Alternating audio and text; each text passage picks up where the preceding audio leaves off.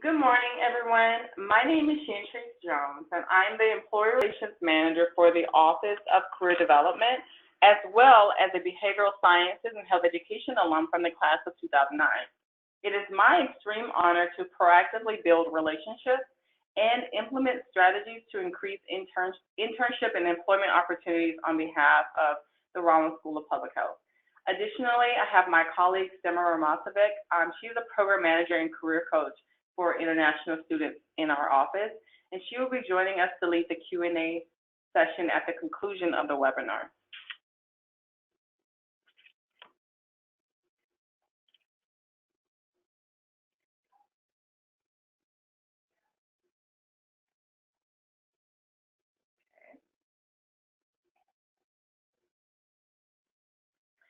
Today we'll be discussing the building blocks of your career success.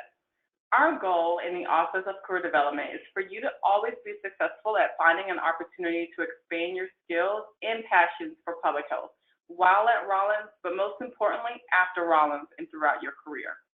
Today's presentation will give you tips for what to do before, during, and after a communication with a recruiter, an alumni, or another public health professional. On-campus recruitment occurs in many forms. Recruiters from different organizations across the U.S. specifically seek out RSPH graduates for their positions. We also have a lot of alumni across the nation and world who are willing to help students get into a position within their organization. The organizations you see here, and there are many more, are either on campus throughout the year or they're hoping to receive your application for their job posting. Now, as far as on-campus recruitment, our career fairs, which we hold 2 each year, one in the fall, and please save the date for this fall, is September 14th, and another in the spring, are a great way to connect with employers. You can view the career fair attendees from the previous 4 years on our website. And I strongly encourage you to do this because viewing those lists will give you a more comprehensive idea of the companies that are interested in hiring RSPH graduates. Additionally, companies hold specific recruitment information sessions in person over the lunch hour mostly, or via webinars. And representatives also take time to host office hours to speak with you about their recruitment process or your upcoming on-campus interview. And if you're invited to an office hour, please take advantage of this opportunity, as even if you feel like you know everything there is to know about the company. We are also excited to have companies or alumni lead skill-based workshops throughout the year, such as mastering Excel, preparing for case interviews, or the use of social media in recruitment. We also offer a number of networking opportunities throughout the year to engage with public health professionals. And lastly, one-on-one informational interviews are a great way to get connected with employers. And these are scheduled by the student with their mentor or an Emory alumni, or these can also be scheduled through our office. Some people can be overwhelmed by the idea of networking, but it's just relationship building. If you are more of an introverted person, your approach to networking will be slightly different and more prepared, perhaps, than someone who is extremely extroverted, and that is perfectly okay. A lot of the tips we will discuss today are useful for all of these interactions, networking and informational interviews. Informational interviews, as I alluded to in the previous slide, is typically a one-on-one meeting to get insider knowledge about an organization or a potential career. When requesting an informational interview by email, please be sure to follow up and be sure to follow up professionally and respectfully with employers or alumni. If you don't get an immediate response, it doesn't mean that they aren't interested in speaking with you. And also, these tips are definitely helpful for preparing for interviews for internships or full-time positions. So, what do you need to know and need to do before a networking opportunity or an interview? First, we want to encourage you to utilize the resources that are available to you. Ensure that your resume tells your story. VMOC is one of several platforms that we recommend you use extensively. It's available 24/7 at your convenience and will provide a customized critique of your resume. Upload your resume to BMOC several times and follow the advice given. After you've utilized BMOC, you can also schedule an appointment with a career coach or see us during walking hours to see if your resume really does tell your story. Handshake is a location to search for available job postings, RSVP for workshops and events, and schedule one-on-one appointments with our career coaches. Here are a few tips for using Handshake. First, please ensure your profile is completed, including your GPA. Incomplete profiles can cause you to be labeled in the system as unqualified for a position. So you want to make sure this doesn't happen to you. If you have any questions about that, we're here to help. Second, always submit your resume and any other required materials as soon as possible once you find it's an opportunity you're interested in. The expiration date should not be a guide for when to ensure your resume is submitted. Please do not wait until this date to submit for several reasons. One, because some recruiters review resumes on a rolling basis, and if you wait until the last minute to submit, you may not even be considered. Two, sometimes the expiration date is created by the system if one is not provided. And that doesn't mean that the resumes aren't going to be reviewed by that certain date. It could be earlier. So you want to make sure that you always apply as soon as possible. And I just wanted to note, remember that your job applications are not a homework assignment, so get it done as soon as possible. An additional resource is Interview Stream. This is an online practice interview tool that you can use at your convenience to simulate a job interview by responding to pre-recorded interview questions via your webcam. The interview is recorded so that you can replay how you did and improve your verbal and nonverbal communication skills. This software is helpful because a lot of companies are now using similar software for screening purposes. So please be sure to practice as much as possible with this program beforehand so that if you are asked to submit a screening video, it will not be your first time doing it. As an incoming student, you will have access to all of these technologies no later than August 1st. You will receive a welcome email with the links to get registered, as well as all subsequent communications from our office will come via your Emory email account. So please be sure to start checking this account so that you do not miss any information. So next, you want to ensure you have self-awareness. You should be able to answer the question, who are you, from a professional standpoint. Be able to talk about yourself, your goals, what excites you, what drives you. You also want to be able to articulate your motivated skill sets. Start noticing which skill sets come naturally to you, and also you need to know what skills you are most interested in developing. You can meet a great public health professional in your class, on the bus, on the way to campus, even at the grocery store. You should be ready to talk about yourself professionally at all times. Make sure you have a 30-second elevator speech prepared for when you need it. But please remember that giving your elevator speech does depend on the situation. Sometimes you just have to ask for contact information and follow up with an individual at a later date. And of course, you will learn with experience. Also, you want to be aware of the impression you are creating for the person you are communicating with. What are you saying to them? What nonverbal cues are you sending? Be early and be prepared. Showing up to an informational interview 5 minutes late or starting the conversation with, so what do you want to talk about? That's not going to leave a good impression on the person you're meeting with. Please be mindful of your social media accounts because recruiters do pay attention. Recruiters are now using social media tools such as LinkedIn or other platforms to weed you out of the application pool. If a recruiter has 100 job applications and only wants to interview 5 people, they have to be creative with how to determine who they will bring in. Also, once you are in the interview process, all online accounts could be reviewed, such as Facebook, Twitter, any blogs that you have. So any information that you shared can be used against you. Lastly, on social media, at the bare minimum, please be sure to have a professional headshot, party pictures, or close-ups of you in a group picture does not convey the best professional message. RSPH offers several opportunities throughout the year, but definitely at the onset of the school year, to get professional headshots. So please be sure to take advantage of that opportunity while you're here.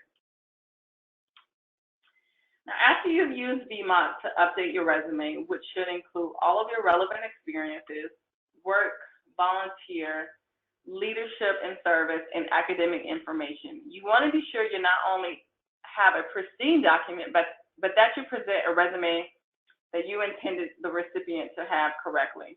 Be sure to use resume paper and be intentional about how you give someone your resume. Do not fold your resume in any way or give someone your resume in passing. It should be during or as a result of a conversation. Also, if your application requires a writing sample, ensure it relates to the position and can reflect your proficiency within the field. Writing samples or SAS codes specifically for our BIOS or EPIC people should be no more than 2 pages.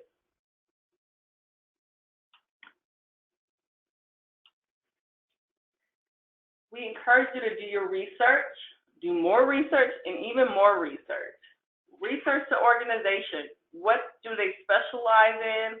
Who is their target audience? Who are their funders? And/or also research the individual that you're going to be speaking to. What has been their career path? What research have they published? What similarities are there in both of your stories? You want to be knowledgeable about the organization and the type of work that's performed. Is program evaluation and quantitative skills highly valued, or laboratory methods? Review current job openings, and that will give you a good way to learn this information. If you know the name of the individual you are meeting with or being interviewed by, research him or her through the organization's website or LinkedIn. You never know if something will come up in the meeting from your research that will help you make a lasting impression. It is also important to understand the recruitment cycle. For example, the recruitment timeline for the company or industry or interest, as well as the interview process. If you're interested in consulting, some companies only hire on campus, and you have to be prepared early on during your time at Rollins because they recruit for internships in the fall of your first year. And for full-time positions, those are recruited for early in the fall of your second year. You will also need to begin practicing case interviews if you would like to pursue consulting. Government positions are easier to obtain through fellowships. For example, we highly encourage all of our students to apply to the Presidential Management Fellowship Program. There are also ORISE fellowships, or contract positions with smaller consulting firms. Contract positions are usually filled on an as-needed basis. So these positions you would search for and apply to during the spring semester of your second year. However, if you are a veteran or a returned Peace Corps volunteer, the process to obtain a government position can be much easier for you. Another example are pharmaceutical companies. For some pharma companies, internships are the best way to ensure a full-time position post-graduation, or for other pharma companies, there are fellowship programs that train you for leadership positions in their company. The bottom line is you have to begin your research as early as possible to be knowledgeable about where you are hoping to go and how you need to get there. Okay, what do you need to do during your networking opportunity or your interview? Your appearance can determine your success. You only have one shot to make a positive impression and relay that you are a professional. The rule of thumb is that business casual is the minimum professional standard for your attire. The greatest error is to be underdressed rather than to be overdressed. You never want to be underdressed when meeting a representative of an organization you may be interested in. And remember that this applies to meeting a representative or an alum for a one-on-one informational interview. Along with that, be sure you always appear polished and well-groomed. If you have any questions about that, we are here to help you and would be happy to talk to you about that further. Lastly, please do not ask who you are meeting what you should wear. If no instructions are provided, your minimum standard is business casual. We encourage you to ask great questions. For example, what would you say are the essential skills to be highly successful in this position or field? What type of background and training is preferred for this position or field? What else do you think I could be focusing on in order to prepare myself for this field? What led you into this realm of work? What do you enjoy most about the work you do? What changes do you see occurring in the next 5 years within your organization and or this field? We also have a number of additional questions that you could ask on our website and a resource guide called Networking Interviews, or Informational Interviews, excuse me. The idea that you are always being interviewed is the correct mindset because employers are always observing you and listening to determine if you are a good fit for their organization. Also, be aware and intentional of the information you relay as it could impact your candidacy later. And this is very important. Be polite and communicative with everyone. Even those who greet you can weigh in on the decision-making process of who to hire. So after your informational interview or your in-person interview on campus, you always send a thank you note, either a handwritten or an email message to thank them for their time and consideration. Now, it's preferable to send this 24 to 48 hours after the meeting. However, if you forget for some reason, it is never too late to send it. Always be sure to follow up at a later date. If it was a networking contact, follow up quarterly. If it's a mentor given to you through our office or your own designated mentor, be sure to follow up monthly. Lastly, if it was for an internship or job interview, be sure to ask what are the next steps during the interview so you will know when it is appropriate to send a follow-up inquiring about their decision.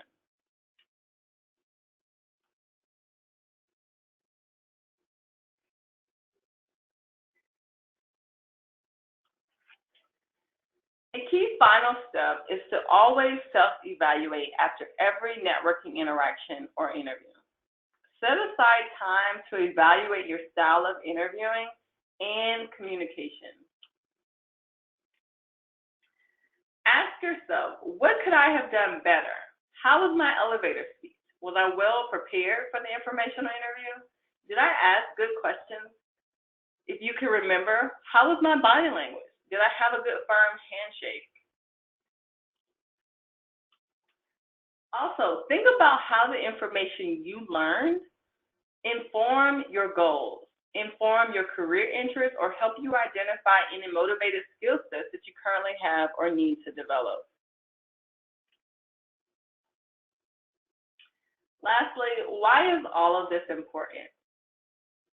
The tips we discussed today will give you an opportunity to thoroughly learn the different public health organizations, learn from people working in the field, and help you understand your career options. You want to use these networking opportunities while at Rollins as a way to clarify your career goals. Or also, this will help expand your professional network and ensure you have access to people across the field of public health throughout your career. You also want to be sure you've properly prepared and built the necessary knowledge and confidence for your job interviews.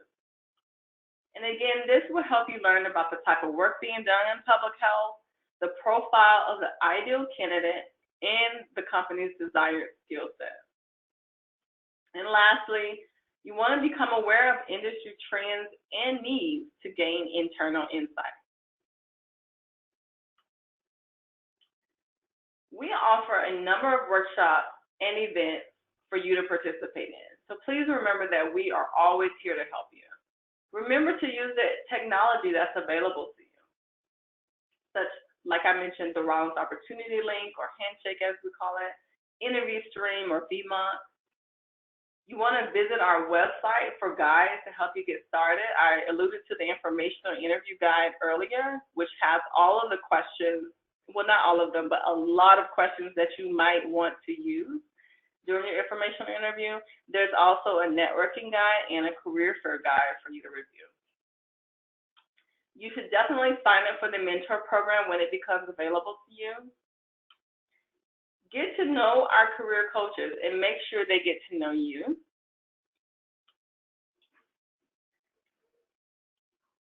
And lastly, it is never too early to start learning and networking for your future career in public health. So at this point, we will transition to the Q&A session. As I mentioned earlier, if you had any questions, please enter them into the questions panel. And if not, I will let Simra take the lead and ask any questions that have come up.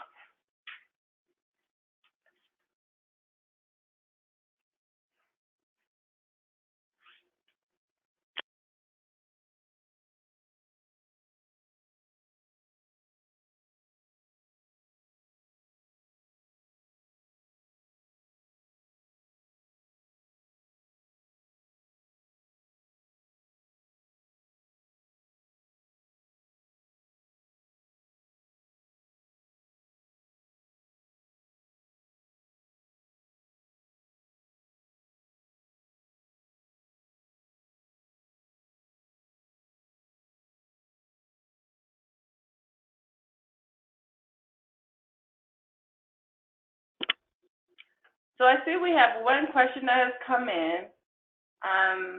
Thank you for that question. How well connected is Emory with healthcare startups? This is a great question, and definitely, I'm glad you brought it up, because we in the Office of Career Development definitely encourage our students to think outside of the box. Public health is not just the opportunity to work for the Centers for Disease Control and Prevention or at a local or state health department. Working for healthcare startups, consulting firms, et cetera, are great opportunities to really utilize your skill sets and make an impact in the world. And so, for example, with healthcare startups, we actually just, within the last year, put on a networking event called Public Health Tech and Entrepreneurship. And so we had a panel of about 4 people that were specializing in or created their own healthcare company, so that you could have an opportunity to hear directly from people that are doing this type of work, and also be able to network with other people in the room who either are working for a healthcare technology company or a startup company and are interested in the merging of public health, healthcare, and technology. And I actually meet with a lot of different companies and are looking for contacts on your behalf. So if you are specifically interested in healthcare startups or any industry specifically, and you're not sure how Emory is connected, please reach out to us, and we're happy to make those connections for you or give you a better idea. So I hope that answered your question. Are there any other additional questions? Okay. Yeah, absolutely. So we have a question about the mentor program. Specifically, can you talk a little bit more about the mentorship program? Will students be assigned a mentoring? Yes, so I will definitely talk more about that program. So that program, if I'm not mistaken, will be rolled out at a date later this fall, and is open to first-year students. So please, if you have once you learn about this program, please make sure that you take advantage of it. But essentially, students are paired with one mentor, and some mentors do have requested 2 students. So you might have another mentee that's a student working with your mentor. But for the most part, we pair students with a professional, someone in the field, and or it could be an alumni as well, who is really interested in helping you expand your skill sets, expand your understanding of public health, maybe even bring you on site to their office to kind of see public health in action. And so that program is huge. Last year we had over 250 matches with our students, and so we're really proud of that program, and we encourage you all to take advantage of it. And there is an application process. I'm not going to get into the weeds of the program, but there is an application process, an orientation that you have to attend in order to be a part of that program. So I'm going to move on to the next question.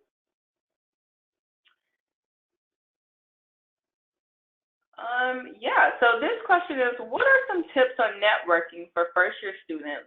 With so many options out there, are there tips for where to start? Definitely. And as I mentioned earlier, if you are introverted or maybe even intimidated by the people in the room, you see all these fancy titles, like I said, networking is just relationship building. And so my first tip is always take a deep breath. You are a student, and the person you're talking to knows you're a student, right? So just take a deep breath and go into the opportunity, like if it's a networking event, and just kind of pan the room, see who's there, see if there's someone that is either working at a company that you may be interested in, or even if it's a student, if this is your first time networking, start with the student. You don't have to jump right in and start networking with an employer, right?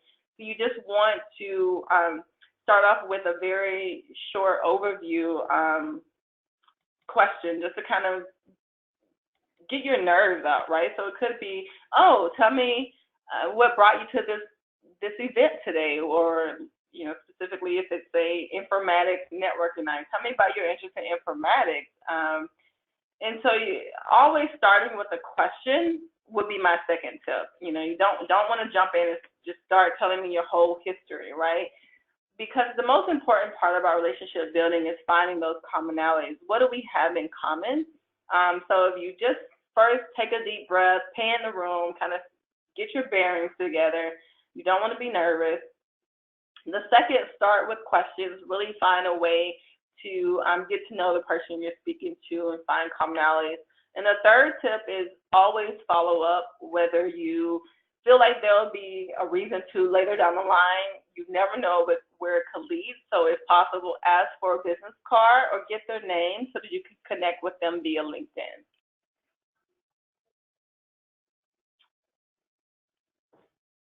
Okay. Thank you, Shantri. Would you like me to proceed? Oh, sure. You can go ahead, Simra.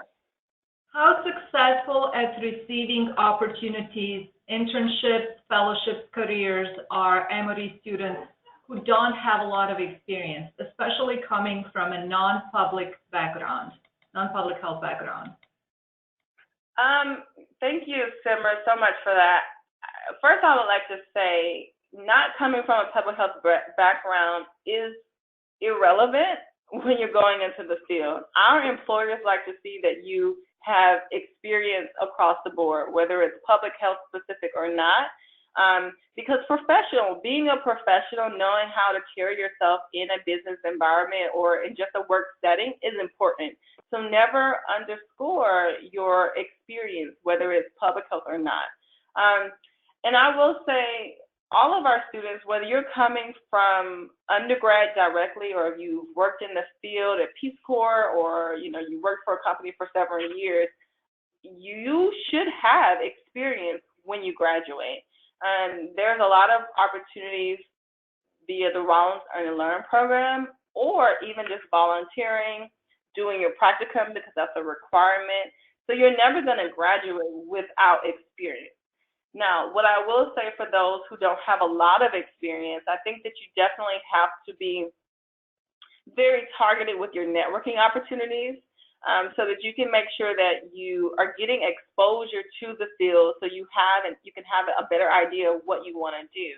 Because when you interview, whether you have 3 to 5 years of experience or you're just coming from your undergraduate program, your interview is about being able to sell yourself, and you can't do that well if you're not as exposed or familiar with the field, and that either comes through your informational interviews and networking or through direct experience.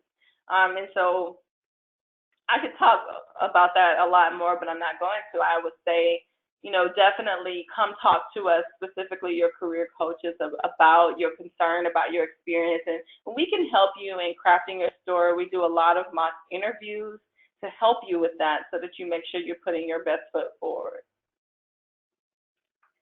Thank you, Chantrice. We'll go ahead and continue with the next question. The next question was, I know international students can apply to real opportunities after the second semester, but can we apply for other job opportunities since the first semester? So that's a great question. I think that depends. I know for, and Simmer, I'll let you take this. It's specifically working. I'm not exactly sure that you can apply to jobs in your first semester. But I do want to say, before I let you answer that question, Simmer, that it's important to get acclimated to being in the U.S. your first semester. It's important to get acclimated to the academic course load here at Rollins, and Emory specifically is very rigorous. And so, I encourage students, particularly international students, to take advantage of the program and all of the resources that are available to you to learn and acclimate yourself to the United States and to Emory, and don't jump into in opportunities and potentially be overwhelmed.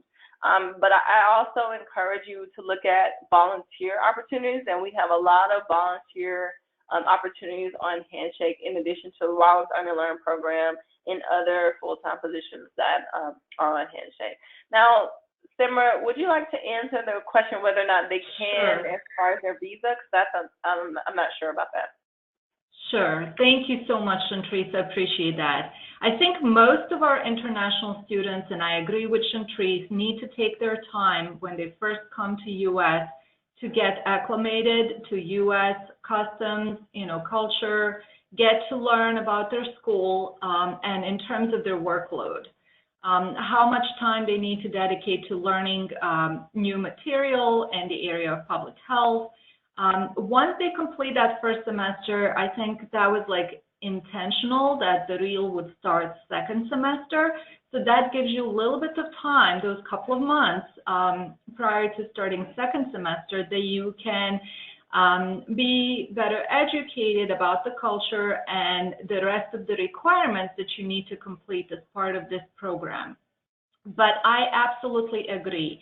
Most of our students, if they are so eager to go ahead and start with job employment, they will seek some volunteer opportunities so they can put that on their resume, because most of international students have never worked here in the United States, and they just want to tap into volunteering to see what the expectations are from the employer side.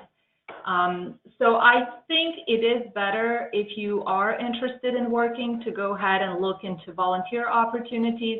And absolutely, there are a lot of volunteer opportunities through Emory Healthcare. They have information available on their website. You can complete the application online and see if anybody has any availability, in months to come. So thank you, Chantrice. I'll go ahead and continue. The next question is about VMOC and Handshake. Are VMOC and Handshake available at the same date for incoming students August 1st, or is one available before the other? That's a great question. My understanding is that you will have access to all platforms on August 1st. But like I said, we are sending a welcome email in the coming months with the registration definitely for Handshake. And if there is a different date that you would have access to VMOC and Interview Stream, it will be in that email. But as of right now, I will be prepared to have access to it on August 1st. Okay, thank you so much, Chantrice. Will there be another opportunity for students to participate in the REAL program who did not have an opportunity to apply during the summer? Oh, that's a great question. Yes, my understanding is the Rollins Earn and Learn program, or the REAL program, is tied to financial aid. So if you didn't submit your financial aid ahead of time in a timely manner so that you could be in the program this year, I think you just make sure you do that for next year and apply. But I'm definitely follow up with student services, not now, but after you've gotten here sometime in September or October, once things have calmed down for orientation, and you can follow up and ask them what is the correct timeline to submit your FAFSA or whatever other paperwork necessary to see if it's an option for you to be added to the Rollins Earn and Learn program.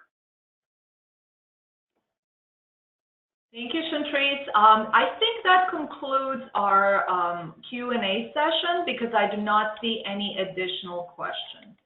Okay, excellent. Well, with that being said, I did leave our main email address up. It's rshcareersdev@emory.edu, and that is always a great email address to reach out to us because it's directed to all of our career coaches. So please feel free to email us your questions. We are really excited about you all and meeting you all in just a few short weeks, actually. So thank you so much for taking the time to hear us today, and we look forward to working with you in August.